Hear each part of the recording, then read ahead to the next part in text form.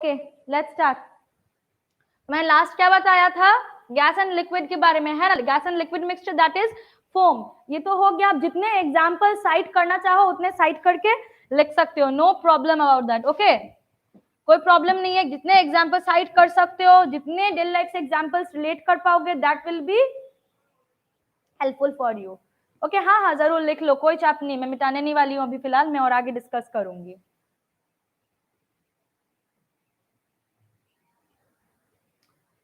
What is memory foam? I have no idea about that, Rupam. मैं पहली बार खुद सुन रही हूँ about. Okay, I'll clarify. मैं तुम्हें बाद में बता दूंगी. Okay, पता करके. I'll explain it. Softwood foam. पता नहीं, मैंने ये भी नाम नहीं सुना है. Okay, next पे आते हैं. फोम तो हो गया. नेक्स्ट होता है तुम्हारा गैस एंड सॉलिड मिक्सचर. इसको हम लोग बोलते हैं सॉलिड फोम. इसको ऐसे हम लोग सिर्फ फोम बोलते हैं. This is called solid foam. Okay, example, very good example is bread.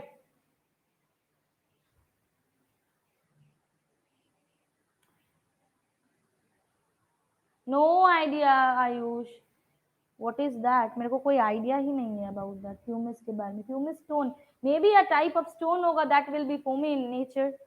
अब देखो सॉलिड फॉर्म बोल रहा है तो वैसे ही कुछ होगा. तो हम लोग पहले आते हैं फ्यूमिस स्टोन को छोड़ दो, हम लोग नेक्स्ट हम लोग फोकस करते हैं.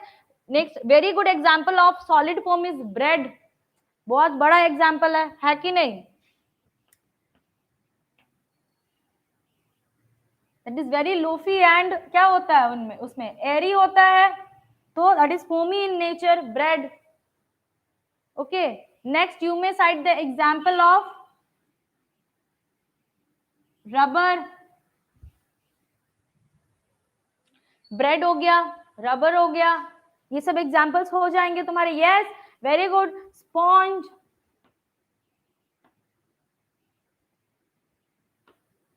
ये भी हो जाएगा एग्जाम्पल. तो ये हो गया हमारा second type of colloidal solution. Okay, the third type is liquid gas. अब देखो कंफ्यूजन्स तो यहाँ अराइज होंगी कि गैस लिक्विड और लिक्विड गैस, इसमें फर्क क्या हो गया. तुम्हें अगर मैंने ये बताया okay humus is a volcanic rock, okay हाँ, तो that will B may be foamy in nature. उसका जो क्या होगा ना, पोरस स्ट्रक्चर होगा. तो इसी रीजन से प्यूमिस स्टोन में भी इंक्लूडेड हुआ है तुम्हारा सॉलिड फोम में, इसी रीजन से. चलो अब देखो ये थर्ड टाइप से होंगी प्रॉब्लम्स अराइज. क्यों? क्योंकि अगर मैं तुमको बोलती हूँ गैस लिक्विड मिक्सचर तो चलो तुम एक टाइप समझे. अगर मैं बोलूँ लिक्विड गैस मिक्सचर, तुम तो भी कंफ्यूज क्या हो जाओगे कि मैम ये दोनों तो सेम है, सुनने में सेम लग रही है, इधर से बस उधर करना है नाम को. तो हाँ, उसी में तो फर्क है मेरा. जो पहले लिखते हैं हम लोग that is the dispersed phase, and जो नेक्स्ट लिखते हैं that is the dispersion medium. इसी रीजन से व्हाइल वी से liquid gas mixture, that means the liquid is the dispersed phase. मतलब ये प्रोपोर्शन में कम होगा और ये प्रोपोर्शन में ज्यादा होगा. ये तो मैंने पहले ही बता दिया, तो इसी से और समझ जाओ, है कि नहीं. अच्छा, रबर कैसे होगा? रबर देखो पोरस होता है कि नहीं? रबर भी पोरस होता है बहुत हद तक. तुम अच्छा नॉर्मल तुम इरेजर के बारे में सोच रहे हो, हाँ दैट इज फाइन, बहुत ज्यादा कॉम्पैक्ट होता है, बट इट इज पोरस. तुम मानो ना मानो वेट हो जाता है. कुछ रबर्स ऐसे होते हैं तुम पानी में रख दो, दे विल गेट वेट. क्यों? उनमें पोर्स होते हैं, पानी उसमें सक हो जाता है. मिस्ट, मिस्ट क्या है? डस्ट पार्टिकल और गैसेस का मिक्सचर हो जाता है ना. मिस्ट और क्या हो जाता, सॉरी मिस्ट हो गया तुम्हारा water droplets present in air, that is mist. जब तुम्हारा एटमॉस्फेयर में बहुत ज्यादा तुम्हारा वाटर ड्रॉपलेट्स होता है, that is in the form of mist. Okay, तुम्हें बहुत देर से जब ज्यादा मिस्ट गिरते हैं, আমরা শিশির बोली ना, बांग्लाয় শিশির, that is mist.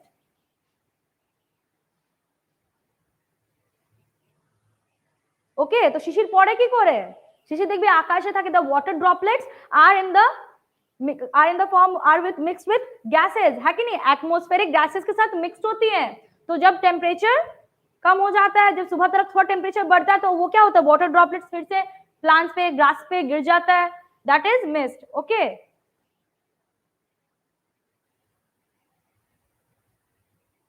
Yes. The third type is liquid gas mixture को हम लोग बोलते हैं aerosol. This is termed as aerosol and mist is an example of aerosol. Okay, mist is an example of what? Aerosol. Another example is fog. Obviously fog में भी कुछ droplets water होती ही हैं. Next तुम्हारा और क्या हो जाएगा? Next is come for clouds. Clouds में तो होता है ना water droplets. All these are example of. अच्छा, aerosol माने, aerosol means liquid gas is named as aerosol. Basically क्या होता है उसमें?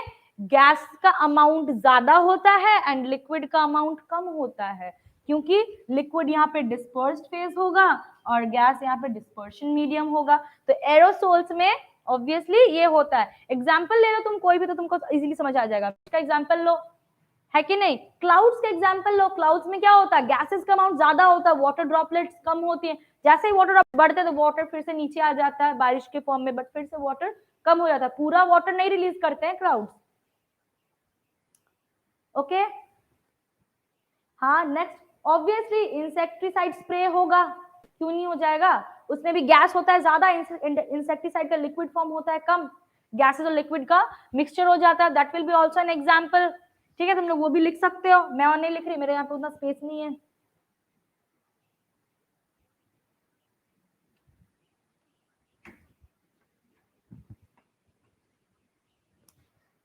फोर्थ एग्जाम्पल क्या हो जाएगा? फोर्थ टाइप हो जाता है हमारा लिक्विड लिक्विड मिक्सचर. मतलब क्या लिक्विड लिक्विड मिक्सचर? मतलब तुम्हारा एक लिक्विड का प्रोपोर्शन कम होगा तो दूसरे का ज्यादा होगा. एक तुम्हारा डिस्पर्स्ड फेज होगा तो दूसरा तुम्हारा डिस्पर्शन मीडियम होगा. ऐसो को हम लोग बोलते हैं इमल्शन. इस लिक्विड लिक्विड मिक्सचर को ही हम लोग क्या बोलते हैं? इमल्शन बोलते हैं. एग्जाम्पल देती हूँ इमल्शंस का, अभी समझ आ जाएगा. यस यस रूपम, इमल्शन बोलते हैं. अब एग्जाम्पल देती हूँ इमल्शन का, क्या हो जाएगा? सबसे पहला एग्जाम्पल है मिल्क. बोल रही थी ना मैं इतने दिन से,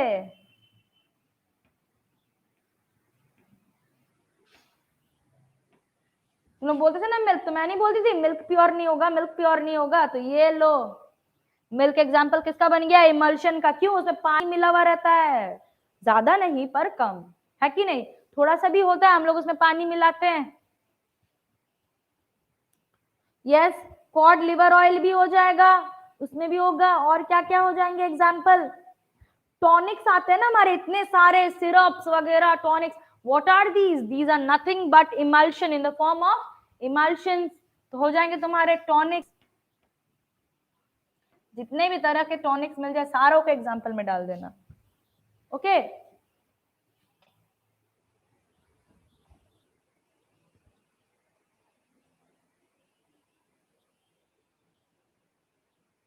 आयुष फेस क्रीम कैसे हो जाएगा? ये सोचो ना, फेस क्रीम में कोई लिक्विड थोड़ी है. मतलब लिक्विड होगा, सब कोई लिक्विड तो होगा, बट सिर्फ लिक्विड थोड़ी होगा. पानी छोड़ के मिल्क रहता है ना, मिल्क में दो लिक्विड ही एनफ है. लिक्विड लिक्विड बना मिक्सचर बनाने के लिए, इमल्शन बनाने के लिए दो लिक्विड्स ही तो एनफ है हमारे लिए. और अदर देन दैट तुम्हारे फैट्स एंड ऑयल्स भी तो प्रेजेंट है मिक्सचर मिल्क में. ये भी सोचो ना, हमारे मिल्क में फैट्स एंड ऑयल्स भी प्रेजेंट है, तो ये भी हुआ, वो भी लिक्विड होते हैं ना. और क्या होता है तुम्हारे पास? वाटर तो रहता ही है और मिल्क इटसेल्फ प्रेजेंट है, तो हुआ ना लिक्विड लिक्विड मिक्सचर. ओके, अब हम लोग नेक्स्ट टाइप पे चले. नहीं, ऑयल इन वाटर नहीं होगा. ऑयल इन वाटर कैसे हो जाएगा? ये सोचो ना, ऑयल तो डिसॉल्व भी नहीं होता है, डिस्पर्स ही नहीं होगा. ये सोचो ना, जरा सोच के देखो ना. जितने भी है सारा का क्या हो रहा है? एक में एक डिसॉल्व हो रहा है. तो विदाउट डिसॉल्विंग तुम्हारा कैसे पॉसिबल है? ऑयल तुम्हारा एकदम सेपरेटेड रहेगा ऊपर, water will be lying down. Okay, तो फिर कैसे चलेगा? ऑयल इन वाटर नहीं हो सकता है।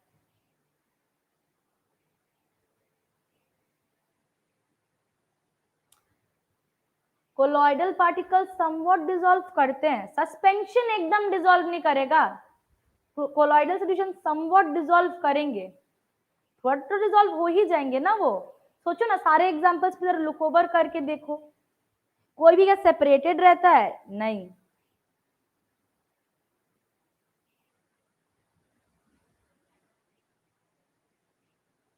Yes, both are liquids. हाँ, ये हो सकता है दोनों है लिक्विड्स, तो पर दोनों सेपरेटेड रहेंगे। जैसे मैंने दोनों के एक में डाला, क्या हो जाएगा? एक मेरा ऊपर लाई करेगा और एक मेरा नीचे लाई करेगा। कैसे पॉसिबल है? दोनों को मैं कैसे इमल्शन में डाल दूं? मेरे को तो देख के ही पता लग जाएगा इसमें पानी और ये है। मिल्क को देख के पता लगा पाओगे पानी है? ये सोच के देखो। ओके, चलो नेक्स्ट एग्जाम्पल पे चलते, नेक्स्ट टाइप पे चलते हैं हम लोग। इमल्शंस तो हो गए। फिफ्थ टाइप क्या आता है हमारा? Liquid and solid mixture. अब देखो, ये हो गया एक दूसरा टाइप। लिक्विड और सॉलिड मिक्स करेंगे तो ये क्या फॉर्म करते हैं? ये फॉर्म करते हैं जेल। अब जेल तो बोल दी मैं, मतलब तुम्हारे दिमाग में भी एग्जांपल्स के बाहर आ जाएंगे। इतने टाइप के जेल्स हैं, कितने टाइप के, मतलब मैं तो तुम्हें मतलब बता के ना खत्म कर पाऊं, है कि नहीं?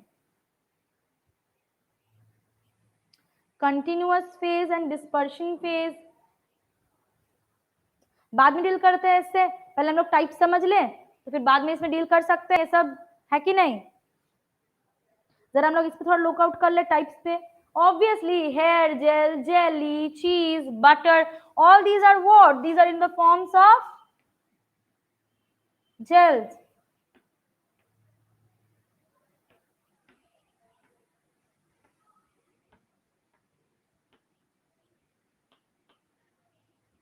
These all have a gel like structure, so these are under. हाँ, पेन रिलीफ जेल भी हो जाएगा, करेक्ट, कुछ भी डाल दो, जो भी जेल फॉर्म में इसको उठा के इसमें डाल दो।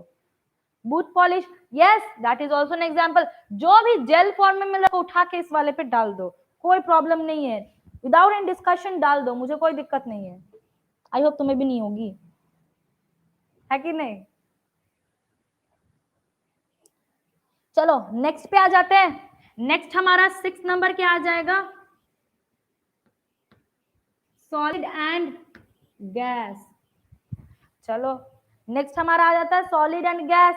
These are also termed as aerosols.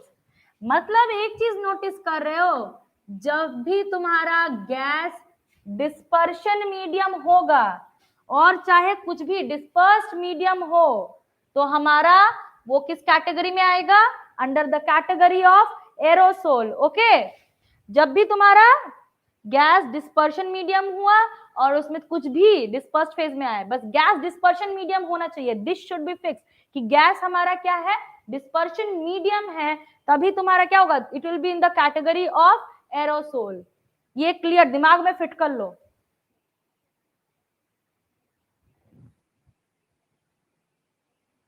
इसका एग्जांपल्स क्या हो जाएगा? स्मोक, है कि नहीं? स्मोक एग्जाम्पल है, डस्ट स्टॉर्म एग्जाम्पल है, यस, ऑटोमोबाइल एग्जॉस्ट भी एग्जाम्पल है। डस्ट स्टॉर्म होता है ना, कभी कभार बहुत ज्यादा डस्ट की वजह से स्टॉर्म आ जाता है, that is also an example. Simple dust and hedge. What is hedge? Yes, very good. तो अब देखो, हेज के बारे में बेसिकली मुझे भी उतना पता नहीं, बिकॉज मैंने भी फर्स्ट टाइम सुना है, तो हेज के बारे में ऐसे कुछ आइडिया तो है नहीं। I will let you know, थोड़ा पता करके बता दूंगी। यस, वोल्केनिक डस्ट भी हो जाएगा इसमें, कोई चाप नहीं है इसमें।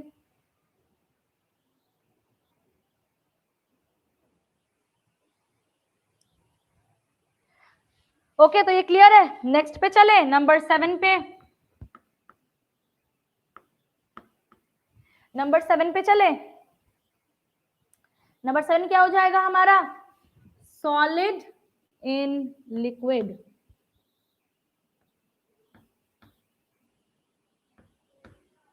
Number 7 is nothing but solid in liquid, that is termed as sols. इनको हम लोग क्या बोलते हैं? Solutions. Actually they are solutions, है कि नहीं? This is solution. Example. Yes, sols बोलते हैं, that is nothing but solutions. Example.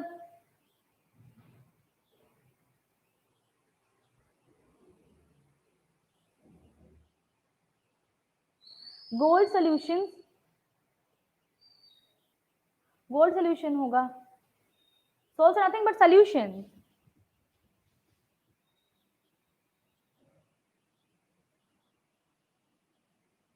Gold sols भी क्या हो जाएगा? गोल्ड का सोल्यूशन होगा, सिंपल है। Gold is the solid and it will be dissolved in some liquid as it aqua regia. Examples क्या हो जाएंगे हमारे पास? पेंट्स, और क्या एग्जांपल हो जाएगा? यस, स्टार्च इन वाटर, ये भी हो जाएगा, स्टार्च इन वाटर। और तुम लोग जो साइड कर सको आगे वो भी हो जाएगा। नाउ हम लोग अब नेक्स्ट टाइप पे आते हैं। The last one is solid and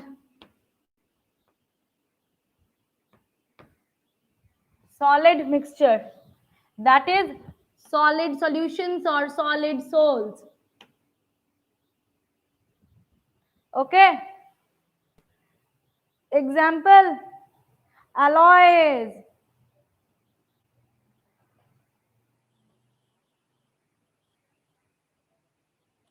protoplasm.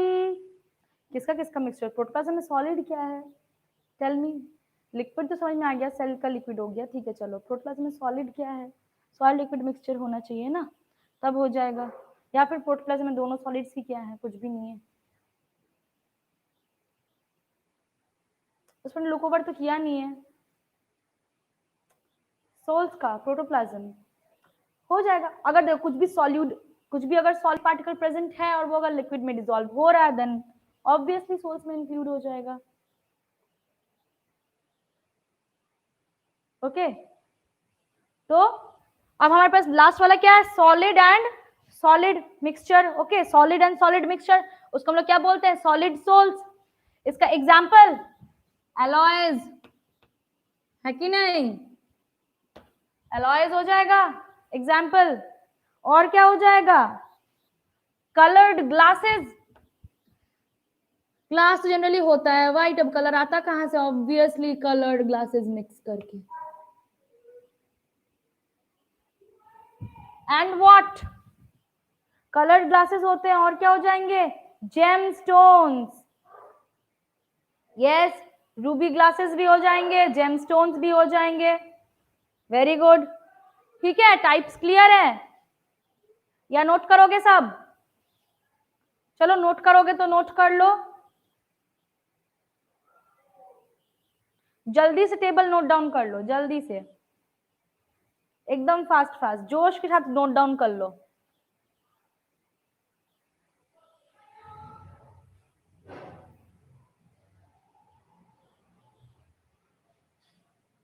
अच्छा, सबने नोट कर लिया? सबने किया कि नहीं? जिनको जिनको आई मीन करना था ऑब्वियसली।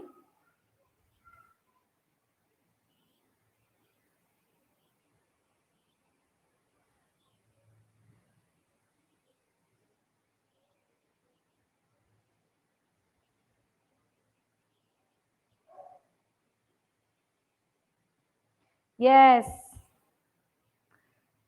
तो वाला बोलू डायलॉग, स्टूडेंट्स हाउस द जोश, है कि नहीं? बोला डायलॉग दू?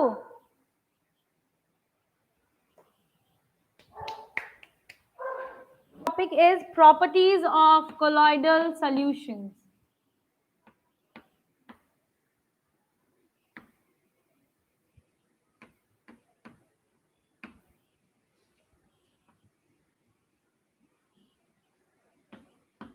कोलॉइडल सॉल्यूशंस का हम लोग कोलॉइडल सॉल्ट्स भी बोलते हैं, ये भी याद रखना। इनको हम लोग कोलॉइडल सॉल्ट्स भी बोलते हैं या फिर कोलॉइड्स भी बोलते हैं। Whenever you hear these names, they are telling none else other than colloidal solutions. Obviously, पहला प्रॉपर्टी ही क्या हो जाएगा कि ये हेट्रोजीनियस है।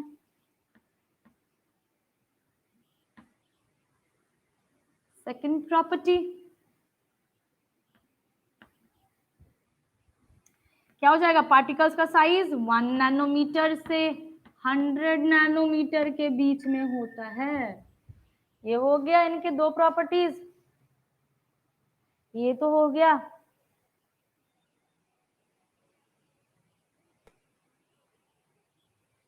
नेक्स्ट थर्ड प्रॉपर्टी देखो क्या हो जाएगा? ये 2 फेज सिस्टम है कि नहीं? ये 2 फेज सिस्टम है। ये हो गए हमारे स्टार्टिंग 3 प्रॉपर्टीज। हाँ, yes, they also contain charge. आऊंगी, एक्सप्लेनेशन पे भी आऊंगी। कैसे 2 फेज सिस्टम? एक हो जाता है हमारा डिस्पर्शन मीडियम, दूसरा हो जाता है हमारा dispersed phase. Obviously they are 2 phase system. और सबसे बड़ा बात है कि हेट्रोजीनियस है तो 2 फेज एग्जिस्ट करना ही है, ये तो बात श्योर है। Chemistry does not exist without proof, है कि नहीं? मैंने पहले ही बोला, कुछ भी बोलोगे कम विथ योर प्रूफ। तो यही बात है कि हेट्रोजीनियस है मतलब ही है 2 फेज तो होना ही है, कोई क्वेश्चन ही नहीं उठता है आगे। ठीक है, next property, the particles can pass through filter paper. मतलब पार्टिकल्स इतने भी बड़े नहीं होते हैं कि फिल्टर पेपर से अटक जाएं, फिल्टर पेपर से इजीली पास कर जाते हैं, है कि नहीं? क्यों? डिस्पर्स्ड फेज उसका जो पार्टिकल होता है बहुत ज्यादा तुम्हारे ये होता है।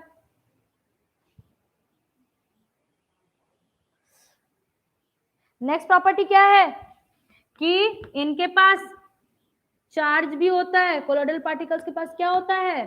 चार्ज होता है। क्यों ये बात होता है? क्यों, कैसे चार्ज होता है इनके पास और क्यों होता है?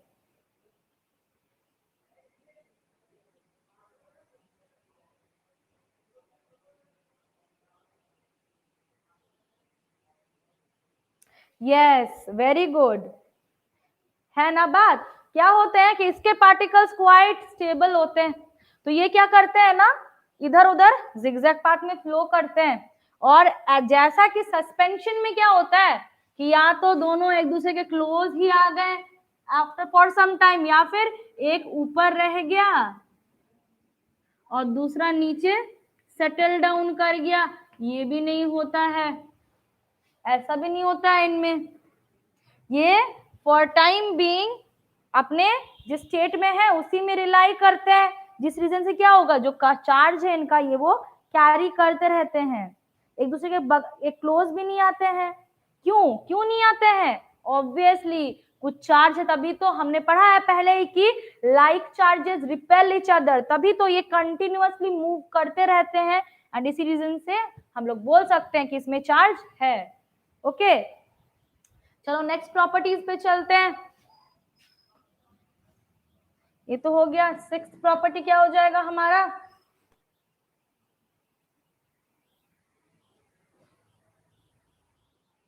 ऑब्वियसली नेक्स्ट लास्ट वाले से मैं रिलेट करके क्या कह सकती हूँ कि ये मूव करते हैं किस तरीके से ना, जिगजैग पाथ में, है कि नहीं? अरे बाबा रिपेल करेगा, लेकिन रिपेल करके जाएगा कहाँ, ये कहाँ से पता होगा मुझे?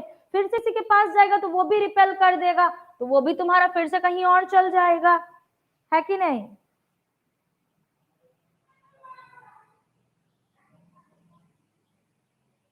अब देखो, एज बिकॉज इसमें मूवमेंट भी ज्यादा होता है पार्टिकल्स में, तो क्या होगा, जब भी मैं कोई लाइट का बीम इससे पास करूंगी, पार्टिकल्स का मूवमेंट ज्यादा होने की वजह से तो जल्दी से टकरा जाएंगे लाइट के साथ, और क्या करेंगे, लाइट को स्कैटर करेंगे। तो फिर हम लोग लिख सकते हैं कि इसके पार्टिकल्स जो है वो स्कैटर करते हैं बीम ऑफ लाइट को। सिर्फ प्रॉपर्टी स्टेट करना इंपॉर्टेंट नहीं है, उनको समझो। ओके, मैंने क्या बोला कि कैसे स्टार्टर कर रहे हैं, पहले तो यहां से समझो, सिंपल है, यहां से समझो। पार्टिकल्स क्या हो रहे हैं, पहले तो स्टेबल नहीं है, मूव करते रह रहे, करते रह रहे। क्यों मूव कर रहे हैं? क्योंकि एक दूसरे से ऐसे जा रहे हैं, एक दूसरे के पास जा ही नहीं पा रहे, कहीं और चल जा रहे हैं। ऐसा क्यों हो रहा है? ऐसा तो तभी हो सकता है जब दोनों में सेम तरह के चार्जेस हो। मतलब क्या है, दोनों में चार्जेस हैं तभी हो रहा है। तो फिफ्थ पॉइंट मेरा जस्टिफाइड हो गया इससे। अब देखो, जैसे ही एक दूसरे के पास क्या हो रहा है, टकरा रहे हैं, जैसे आने कोशिश करे, अब इसके चार्ज वो तो रिपेल कर जाए, लेकिन जाएगा कहीं ये थोड़ी बता रहा है कोई, वो तो इधर उधर कहीं भी जा सकता है। मैं अगर बस बोल दूं कि तुम जाओ, लेकिन जाना कहाँ है जब तक नहीं बताऊंगी, तुम तो कहीं भी चल जाओगे। तो वही हाल है, तो जिगजैग पाथ में इसलिए फ्लो कर रहे हैं यहाँ वहां, और जहां जा रहा है वहीं कोई ना कोई रिपेल कर दे रहा है दोबारा। नेक्स्ट पॉइंट क्या आ जाता है, सेवेंथ पॉइंट की बीम ऑफ लाइट को स्कैटर करते हैं। तो ऐसा क्यों हो रहा है, जरा देखो, ये तो जिगजैग पाथ में हमेशा मूव कर रहा है, इधर उधर हमेशा मूव कर रहा है। तो जब भी मैं कोई लाइट के बीम को पास कराऊंगी, पार्टिकल उससे टकरा के क्या करेगा, उसको स्कैटर कर देगा। सिंपल है, तो scatter a beam of light, ये भी मेरा जस्टिफाइड है इससे।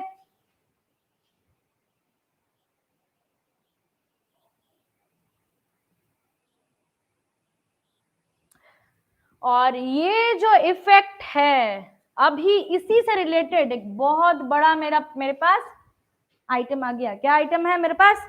दैट इज नेम्ड एज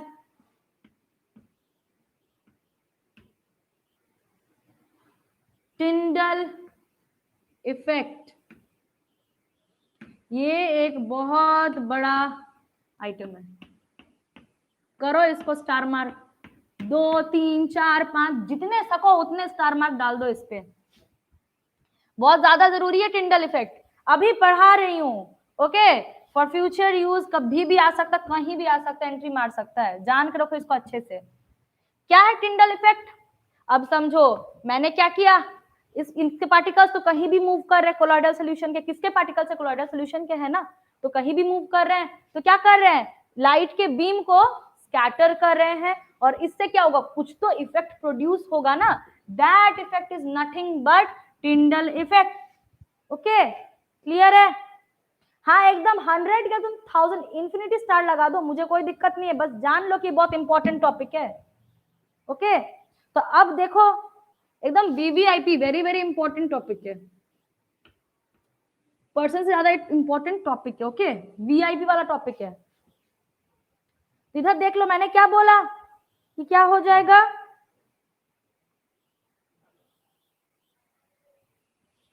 अब देखो, ये जो पार्टिकल्स हैं किसके हैं, कोलॉइडल सॉल्यूशन के पार्टिकल्स हैं।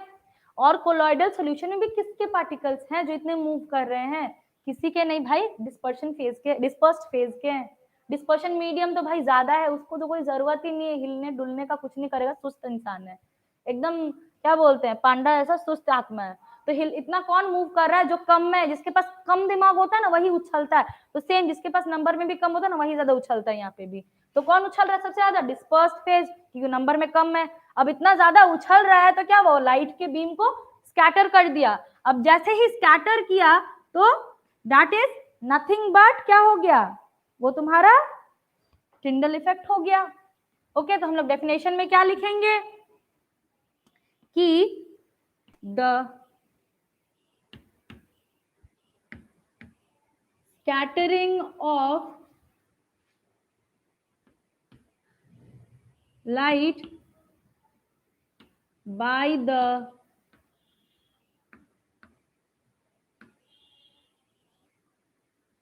dispersed phase particles in a colloidal solution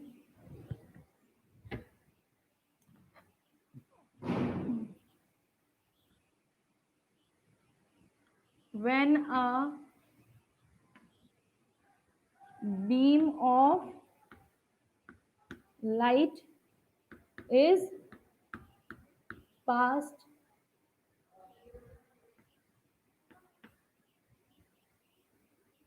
through it is called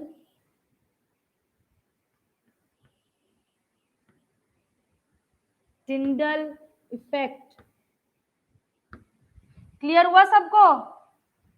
कोई डाउट है इसमें तो मुझे बोलो फिर से।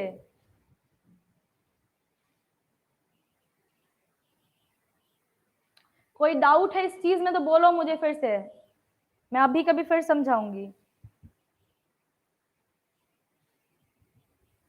कोई भी डाउट है इस टॉपिक में बोलो, फिर आगे बढ़ूंगी दूसरे प्रॉपर्टीज पे। पहले ये वाला बहुत जरूरी है क्लियर हो जाना तुम लोगों का।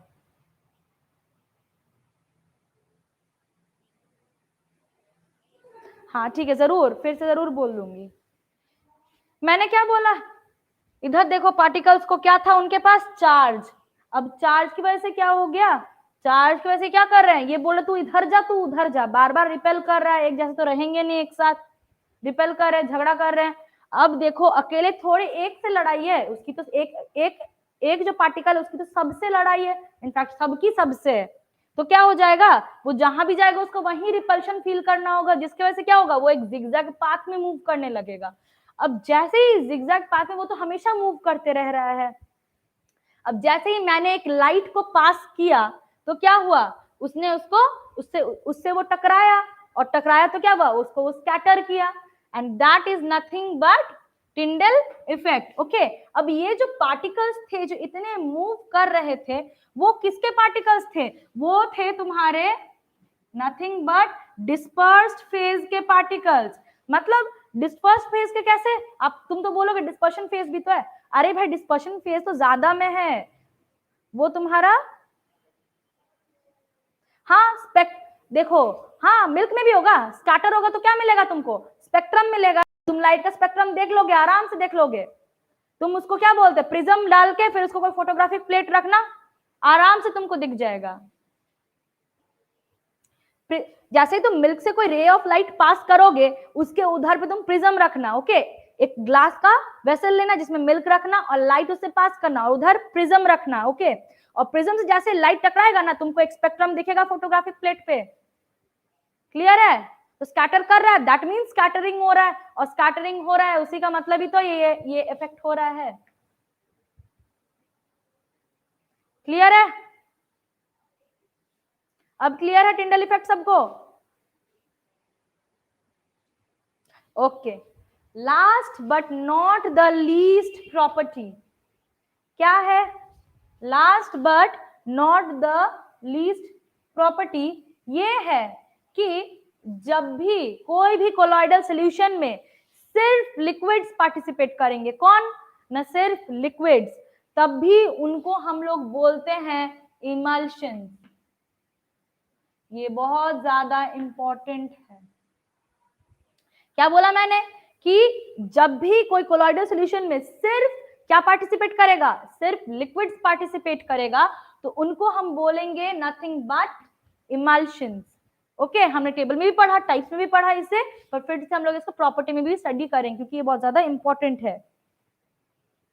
कोलॉइडल सॉल्यूशंस, अब देखो 8 या 9 तरह के हैं, दे वर वास्ट एप्लीकेशन, है ना, दे वर vast application.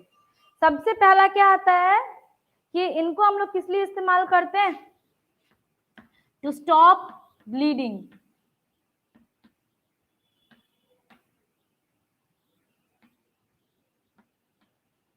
To stop bleeding, अब कैसे, जब भी देखना हम लोग को कहीं पे कोई कट होती है या फिर थोड़ा सा चोट आता है, खून निकलता है, हम लोग क्या करते हैं उस पे, एलम नहीं तो तुम्हारा क्या अप्लाई करते हैं उस पे, हम लोग उस पर एल्म अप्लाई करते हैं, फेरिक क्लोराइड अप्लाई करते हैं, या फिर तुम सुने होगे आयोडीन टिंक्चर भी अप्लाई करते हैं। ऐसा क्यों करते हैं? इसलिए क्या होता है कि वो जो हमारा जो हेमोग्लोबिन होता है ब्लड का, that is nothing but a colloidal solution of charge particles. अब जो क्या होता है, उस सॉल्ट रहता है, वो सॉल्ट तुम्हारा हमारा ब्लड का वाटर पार्ट से कंबाइन कर जाता है सॉल्ट, और क्या होता है, वो चार्ज पार्टिकल्स को न्यूट्रलाइज कर देता है, तो ब्लड हमारा क्या हो जाता है, थिक हो जाता है, एंड हमारा ब्लीडिंग स्टॉप हो जाता है। ऐसे कोलॉइडल सॉल्यूशंस हेल्प करते हैं। Okay, this is the application of that. अगर हमारे हेमोग्लोबिन कोलॉइडल सॉल्यूशन होता ही नहीं तो फिर हमारा ब्लीडिंग रुकता ही नहीं, कहीं भी चोट लगता पूरा ब्लड, बॉडी का ब्लड आराम से निकल के आ जाता।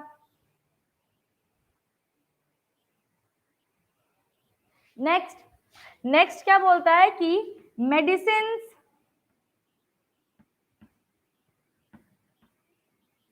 इन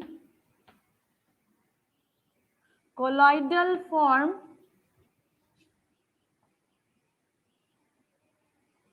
are easily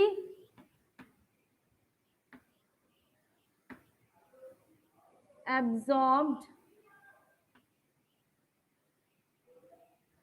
by the body। क्यों, ऐसा क्यों होता है? जो तुम्हारे क्लोरल फॉर्म में होते जल्दी से एब्जॉर्ब क्यों हो जाते हैं? ऐसा क्यों होता है, किसी को आइडिया है?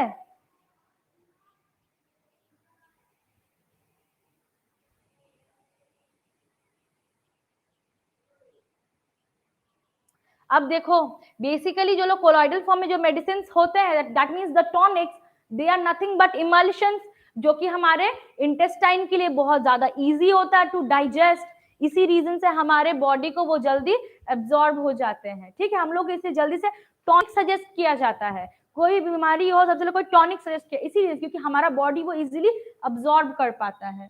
Okay, the third one is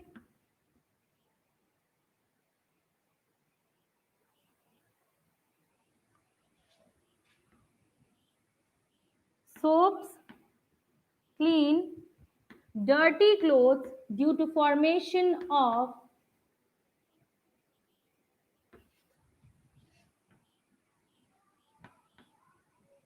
colloidal solutions।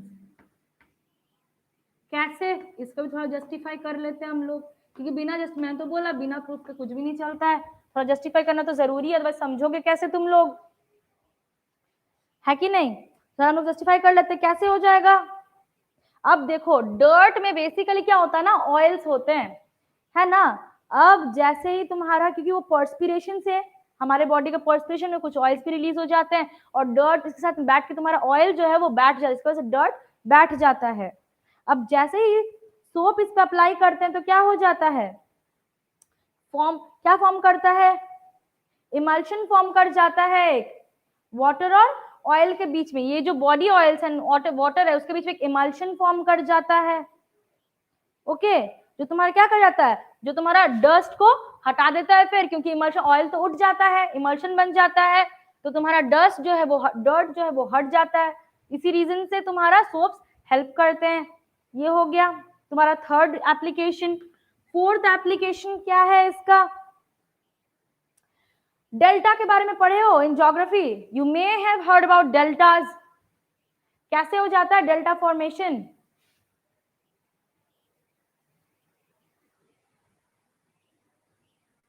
है ना, ऐसा क्यों हो जाता है?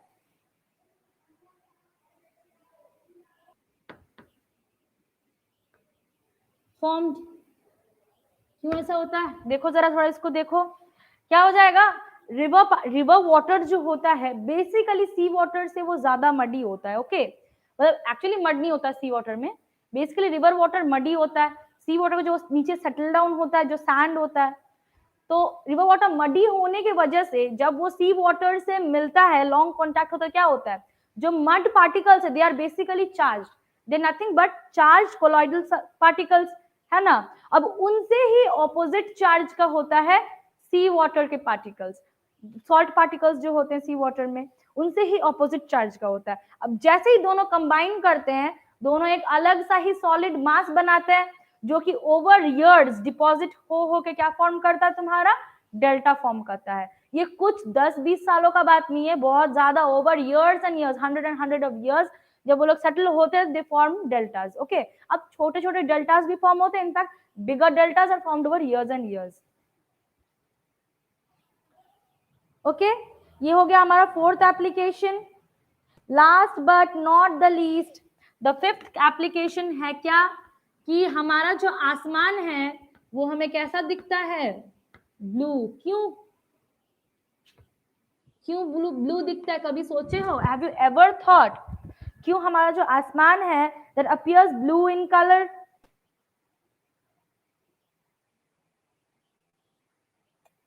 Yes, they get uncharged and combined to form other solid masses that settle over years and years. ऐसे हमारा डेल्टा फॉर्मेशन होता है। ओके,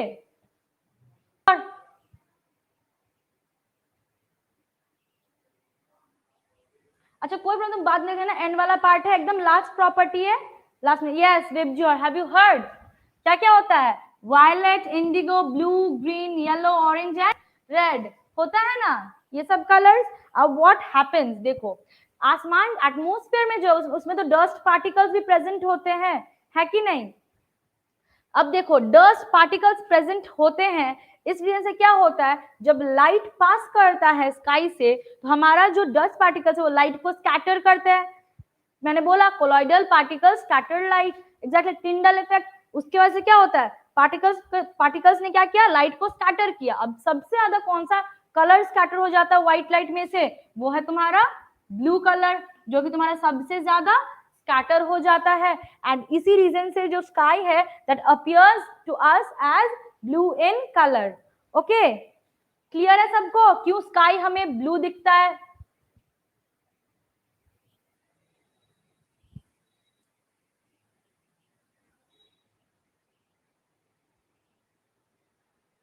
ओके चलो फिर आज का क्लास यहीं खत्म करते हैं, एप्लीकेशन आगे हम लोग बाद में लुक ओवर करेंगे। ओके,